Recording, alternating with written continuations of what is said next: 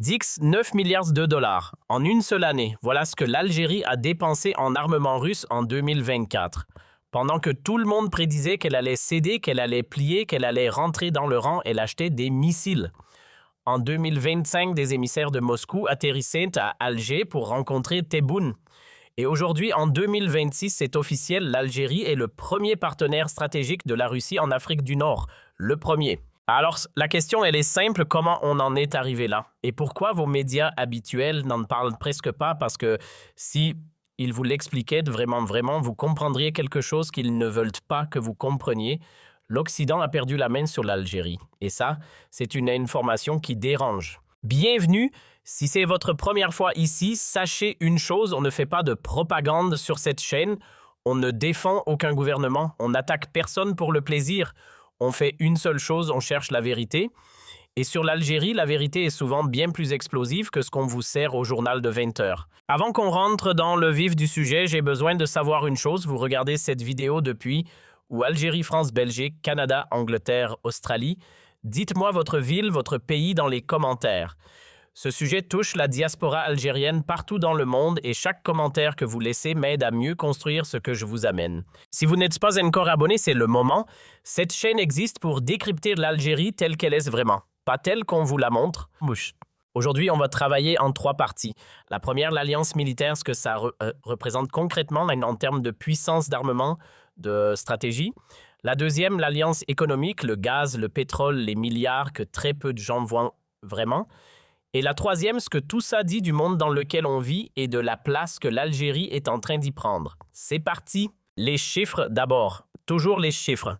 Parce qu'une alliance, ça ne se mesure pas en discours, ça se mesure en contrats signés, en matériel livré, en milliards dépensés. En 2026, l'Algérie est le premier acheteur d'armes russes sur tout le continent africain. Pas deuxième, pas troisième, premier. Et ce n'est pas une nouveauté qui date d'hier. Depuis l'indépendance, depuis les années 60, l'Algérie s'arme en Russie, Union soviétique à l'époque, plus de 60 ans de relations militaires, 60 ans. Il y a des pays africains indépendants qui sont plus jeunes que cette alliance, mais ce qui a changé, ce n'est pas la durée. C'est de la profondeur, on ne parle plus d'achat ponctuel de matériel. On parle d'un partenariat stratégique qui couvre le militaire, l'économie, la diplomatie, et qui place l'Algérie dans une catégorie à part par rapport à tous ses voisins. Alors parlons de ce que ça veut dire concrètement sur le terrain, dans les hangars et dans le ciel. L'Algérie possède le S-400, le système de défense antiaérienne russe. Pour ceux qui ne connaissent pas, et c'est important de comprendre, le S-400, c'est le système antimissile le plus avancé du monde pour la défense de zone. Il détecte et détruit des avions furtifs, des missiles balistiques, des drones à haute altitude. Portée 400 km. Depuis le sol algérien, 400 km, ça couvre une portion très significative de la Méditerranée. Vous vous souvenez de ce qui s'est passé quand la Turquie a acheté le S-400? L'OTAN a failli l'exclure. Washington a imposé des sanctions. Une crise diplomatique majeure pour un seul pays membre de l'Alliance Atlantique. L'Algérie, elle a le S-400 sans crise, sans sanctions, sans même que vos médias en fassent vraiment la une. Pourquoi? 2 raisons très simples. L'Algérie n'est pas membre de l'OTAN et n'a aucune intention de le devenir. Et l'Europe a besoin du gaz algérien. On y reviendra, mais retenez ça. Concrètement, le S-400 signifie que l'Algérie peut voir détecter et potentiellement intercepter tout ce qui vole au-dessus ou près de ses côtes. Tout, y compris des appareils militaires occidentaux. C'est pour ça que l'Occident est nerveux, pas par principe, pas par sentiment, par calcul de puissance réelle. Et le S-400, c'est seulement le début. L'Algérie commande des Su-30 chasseurs de 4e génération avancés depuis des décennies. Mais ce qui a changé récemment, c'est l'intérêt algérien pour le Su-57.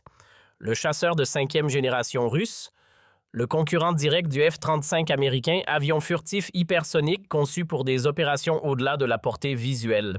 Et les discussions entre Alger et Moscou sur ce dossier ont avancé sérieusement. Réfléchissez à ce que ça dit. L'Algérie ne cherche pas du matériel standard.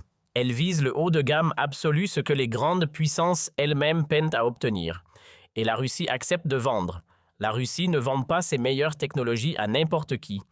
Elle les réserve à ses alliés stratégiques, pas ses clients, ses alliés. Pour finir, sur les chiffres militaires, 300 000 soldats en activité. Budget militaire 2025, 22 milliards de dollars. Le plus grand budget militaire d'Afrique, devant l'Égypte, devant l'Afrique du Sud, devant le Nigeria. L'Algérie dépense plus pour sa défense que n'importe quel autre pays du continent et cette puissance, elle l'a construit avec Moscou. Je vous entends déjà. Certains d'entre vous sont en train de taper dans les commentaires « Mais attends, on n'échange pas une dépendance contre une autre. On était sous la France pendant 132 ans. Là, on va se retrouver sous Moscou. » C'est une question légitime. C'est même une bonne question. Et la réponse, elle est là où l'Algérie a été brillante, vraiment brillante stratégiquement. L'Algérie ne met pas tous ses œufs dans le même panier. Jamais. Elle achète ses systèmes les plus avancés en Russie, oui, mais en parallèle, elle commande des drones en Turquie, des drones qui ont prouvé leur efficacité sur plusieurs théâtres d'opérations dans le monde. Elle explore des partenariats avec la Chine sur des équipements spécifiques. Elle maintient des contacts avec des fournisseurs européens sur d'autres segments. Ce n'est pas de la dépendance, c'est exactement l'inverse. C'est de la souveraineté stratégique. On choisit ses partenaires, on diversifie ses sources, on ne se lie à aucun maître unique. Et c'est précisément ça que Paris ne peut pas digérer. Parce que la France, pendant des décennies, a tout construit pour que l'Algérie reste liée à elle. Économiquement, militairement, culturellement. Une dépendance soigneusement entretenue, patiemment construite. Et aujourd'hui, l'Algérie choisit ses alliances seule sur ses propres critères, à ses propres conditions, sans demander la permission. Ce n'est pas l'alliance avec la Russie qui est insupportable pour Paris, c'est le fait que Alger ose. Simplement, ça a osé. On passe maintenant à la deuxième partie, et je vous préviens, c'est là que ça devient vraiment intéressant. Parce qu'on va parler de ce qui fait vraiment trembler les capitales occidentales. Pas les armes, non. L'argent, les ressources, le vrai rapport de force.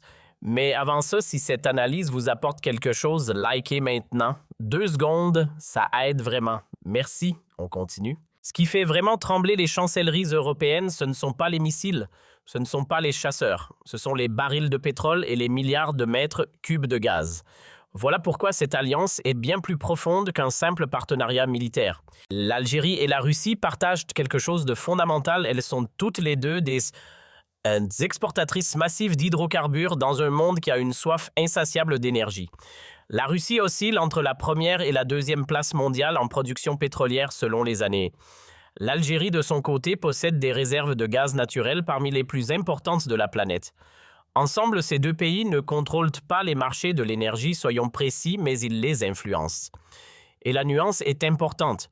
Une influence réelle, concrète, mesurable. La démonstration parfaite de cette influence, on l'a vu en 2022. Quand l'Europe a décidé de sanctionner la Russie après l'invasion de l'Ukraine, elle a voulu réduire sa dépendance au gaz russe. Sauf qu'une dépendance énergétique, ça ne se remplace pas en claquant des doigts. Vers qui se tourner, le Qatar avait d'autres engagements. La Norvège tournait déjà à plein régime. Il restait l'Algérie avec les ressources, les infrastructures et la volonté de fournir. En quelques mois, la compagnie nationale algérienne est devenue le principal fournisseur de gaz de l'Italie. Le principal. Elle a signé des contrats records avec plusieurs pays européens. Des milliards, des dizaines de milliards de dollars. 59 milliards de mètres cubes exportés en 2025. L'Europe avait froid. L'Europe avait peur. Et l'Algérie lui a tendu cette chaleur en fixant ses propres conditions. Vous mesurez ce que ça représente, ce n'est plus l'Europe qui dicte les termes. Ce n'est plus Paris qui donne les ordres. C'est Alger qui s'assoit à la table et qui négocie d'égal à égal, ou presque, et ce presque rétrécit chaque année. Et ce n'est pas tout, parce qu'en parallèle, la coordination russo-algérienne sur l'énergie avance elle aussi sur un autre front, l'OPEP+, l'organisation qui réunit l'OPEP historique, la Russie et les autres grands producteurs. C'est cette organisation qui fixe les niveaux de production mondiale de pétrole et donc indirectement les prix à la pompe partout dans le monde. Quand l'Algérie et la Russie s'alignent au sein de l'OPEP+, leur poids combiné n'est pas anecdotique. Ce n'est pas une domination, mais c'est un levier réel et un levier qu'ils n'hésitent pas à utiliser. Le commerce bilatéral entre les deux pays, c'est un autre volet qu'on sous-estime. Le blé russe alimente les Algériens en céréales. Les engrais russes nourrissent le secteur agricole algérien. Et en retour, l'Algérie offre quelque chose que l'argent seul ne peut pas acheter, des opportunités d'investissement et surtout un accès géostratégique à la Méditerranée que la Russie ne possédait tout simplement pas avant. Et c'est là qu'on touche au volet le plus sous-estimé de toute cette alliance, la géographie. Regardez une carte. Vraiment, prenez le temps de regarder où se trouve l'Algérie. Au nord de la Méditerranée et l'Europe à portée directe, à l'est la Tunisie et la Libye. Au sud, le Sahel qui est en train de basculer complètement, on le voit chaque semaine. À l'ouest, le Maroc avec qui les relations restent profondément compliquées. Et au total, 6000 km de frontières terrestres. 6000. Aucun mouvement au Sahel ne peut ignorer l'Algérie. Aucune politique méditerranéenne ne peut la contourner. Et aucune stratégie russe en Afrique ne peut se déployer sans en tenir compte. C'est ça la vraie monnaie d'échange algérienne dans cette alliance. Pas uniquement le pétrole, pas uniquement le gaz, la position. La géographie, l'emplacement. Une carte ne ment pas. Maintenant, une question que j'entends souvent et qui mérite une réponse franche. Est-ce que l'Algérie risque des sanctions occidentales pour sa proximité avec la Russie? Est-ce qu'on va payer un prix pour ça? Réponse directe, non. Et la raison est d'une simplicité désarmante. L'Europe ne peut pas sanctionner son propre fournisseur de gaz. C'est aussi basique que ça. Quand vous risquez de manquer de chauffage cet hiver, vous ne vous disputez pas avec celui qui vous vend le fioul. Vous négociez poliment, vous payez le prix qu'il fixe et vous rentrez chez vous. C'est ça la vraie souveraineté, pas dans les discours, pas dans les cérémonies officielles ou les communiqués de presse, dans les ressources, dans les capacités, dans l'irremplaçabilité. L'Algérie est devenue, en partie grâce à cette alliance, en partie grâce à sa propre stratégie, un acteur qu'on ne peut tout simplement pas se permettre d'écarter. Et les acteurs qu'on ne peut pas écarter n'ont aucune raison d'avoir peur des sanctions. La partie économique est posée. On passe maintenant à la troisième. Et c'est là qu'on prend de la hauteur, vraiment de la hauteur, parce que ce qui se joue entre l'Algérie et la Russie dépasse de très loin les deux pays. C'est le symptôme d'un monde en train de se recomposer profondément. Depuis 1991, depuis la chute de l'Union soviétique, le monde tournait selon un modèle qu'on croyait gravé dans le marbre. L'Occident dominait, Washington décidait, l'OTAN s'étendait vers l'Est, et les pays du Sud choisissaient soit ils s'alignaient avec l'Occident, soit ils étaient isolés, soit ils acceptaient une pauvreté silencieuse en échange d'une paix relative. C'était le logiciel du monde depuis 30 ans. Ce logiciel est en train de planter. Le Brésil refuse de suivre Washington les yeux fermés.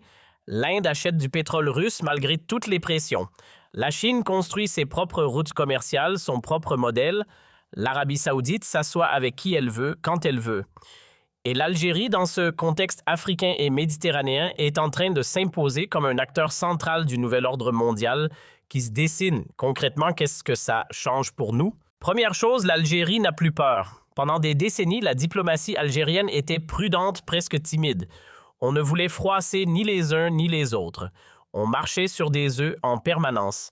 Aujourd'hui, le ton a changé. On dit non quand c'est non. On pose ses conditions à la table des négociations.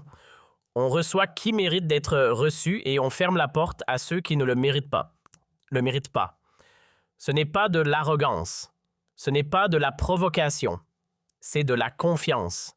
La confiance d'un pays qui commence enfin à comprendre ce qu'il pèse. Deuxième chose, cette alliance envoie un message à tout le continent africain. Et ce message est d'une clarté absolue. On peut choisir ses partenaires librement. On peut dire non à la France. On peut s'équiper là où on trouve le meilleur matériel. On peut vendre ses ressources aux conditions qu'on fixe soi-même. Et on peut faire tout ça sans être écrasé, sans être sanctionné de manière létale, sans être mis au ban de la communauté internationale. Des dirigeants africains au Burkina Faso, au Mali, et dans des dizaines d'autres pays reçoivent ce message, ils l'entendent et ils y réfléchissent sérieusement. L'Algérie n'envoie pas de soldats pour libérer l'Afrique, elle n'en a pas besoin. Elle fait quelque chose de plus puissant, elle donne l'exemple. Et un exemple bien choisi vaut parfois plus que 1000 soldats et 1000 discours réunis.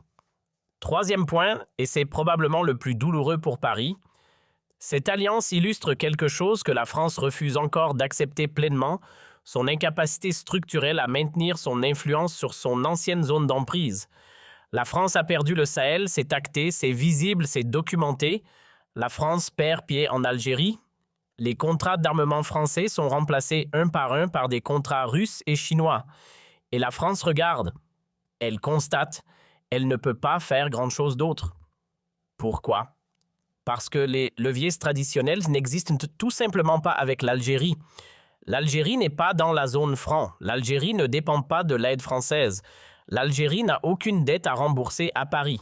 Aucune. Ces outils de pression qui fonctionnent ailleurs en Afrique subsaharienne notamment sont inopérants ici. C'est ça le vrai problème pour Paris.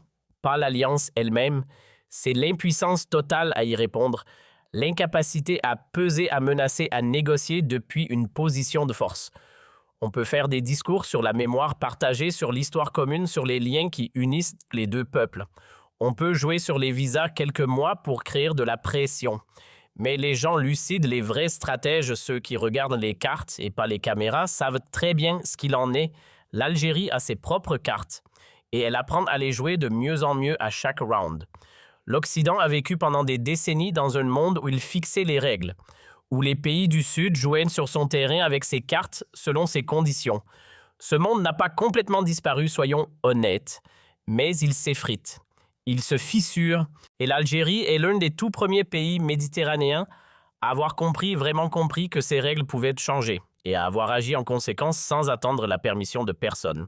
Voilà, on a fait le tour complet et je veux qu'on récapitule clairement ce qu'on a établi ensemble aujourd'hui parce que ça mérite d'être posé noir sur blanc. Militairement, l'Algérie a fait un choix souverain et assumé. Une armée autonome équipée des meilleures technologies disponibles. 400 familles, 30 drones de combat, plus de 300 000 soldats en activité, 22 milliards de budget annuel. La première puissance militaire du continent africain, ce n'est pas une opinion, ce sont des chiffres. Économiquement, le gaz algérien est devenu une arme diplomatique de premier rang. La compagnie nationale algérienne négocie aujourd'hui d'égal à égal avec les grands groupes énergétiques européens. 59 milliards de mètres cubes exportés chaque année, ça parle plus fort que n'importe quel communiqué officiel. Géopolitiquement, l'Algérie est en train de s'imposer comme l'acteur qu'on ne peut pas contourner entre l'Afrique qui se réveille, la Russie qui repositionne ses pions et un Occident qui doit enfin apprendre à négocier plutôt qu'à dicter. Maintenant, j'ai 3 questions pour vous et je veux vraiment vos réponses dans les commentaires, pas juste un like des mots. Première question, pensez-vous que cette alliance est véritablement bonne pour l'Algérie sur le long terme ou est-ce qu'on prend le risque de remplacer une dépendance par une autre? Je veux votre analyse, pas un slogan. Deuxième question, est-ce que vous croyez que la France va un jour vraiment accepter d'avoir perdu son influence en Algérie? Ou est-ce que Paris va continuer à se battre par tous les moyens, les visas, les médias, les jeux sur la politique intérieure française pour garder une main qu'elle n'a plus vraiment? Troisième question, et celle-là, elle me tient particulièrement à cœur. Vous qui faites partie de la diaspora, vous qui vivez en France, en Belgique, au Canada, en Angleterre, partout dans le monde, est-ce que vous sentez un changement dans le regard que les gens autour de vous portent sur l'Algérie? Est-ce que quelque chose a basculé dans la façon dont on vous parle de votre pays? Dites-le moi. Je lis tout, vraiment tout. Si cette vidéo vous a appris quelque chose que vous ne saviez pas ce matin, partagez-la avec votre famille, avec votre communauté, avec ceux qui croient encore que l'Algérie est un pays sans voix sur la scène internationale. Montrez-leur que non. Montrez-leur ce qu'elle est en train de devenir. La prochaine vidéo, on va parler de quelque chose encore plus proche de vous. La diaspora algérienne, 10 millions de personnes dispersées à travers le monde, ce qu'elles apportent vraiment à la France et à l'Europe. Et pourquoi ce sujet reste presque tabou dans les médias français. Abonnez-vous pour ne pas la manquer. Activez la cloche. À très bientôt. Et n'oubliez jamais, la mémoire, c'est notre héritage. La vérité, c'est notre arme. Et la souveraineté, c'est notre destin. Et c'est notre destin.